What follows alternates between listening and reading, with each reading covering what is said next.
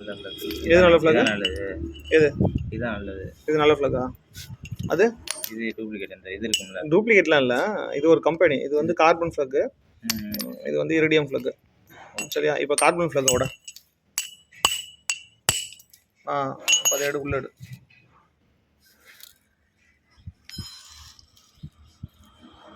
உடம்பு தெரிஞ்சு பீஸ்.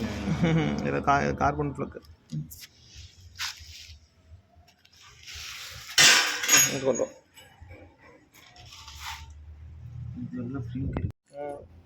அதோட